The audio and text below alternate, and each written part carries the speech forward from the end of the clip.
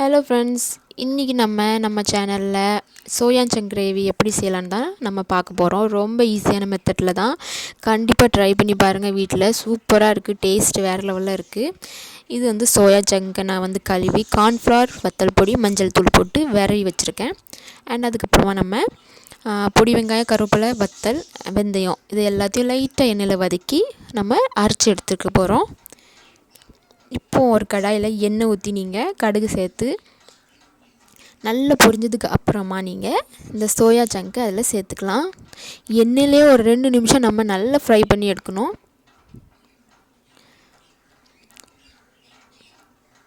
இப்படி பண்ணனால டேஸ்ட் நல்லாயிருக்கும்.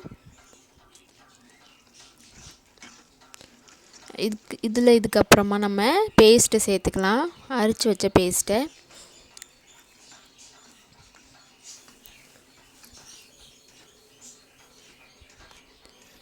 இதுக்கப்புறமா நம்ம வெட்டி வச்ச தக்காளியை சேர்த்துக்கலாம். அதையும் நல்லா வதக்கி எடுத்துக்காங்க. அதுக்கப்புறமா மல்லித்தூள், சீரகத்தூள், குழம்பு மிளகாய்த்தூள், மஞ்சள் தூள், அப்புறம் கரம் மசாலா இது எல்லாத்தையும் சேர்த்து ஒரு பரட்டுங்க. இப்போ உங்களுக்கு தேவையான அளவுக்கு நீங்கள் தண்ணி சேர்த்துக்கலாம். ஒரு 5 நிமிஷம் நல்லா கொதிக்க வைங்க.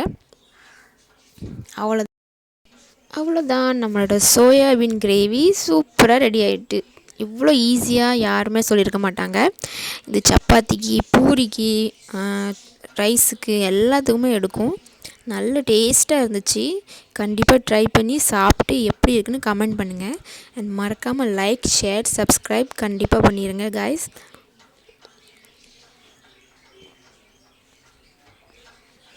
ஓகே, பாய். நெக்ஸ்ட் வீடியோவில் பார்க்கலாம்.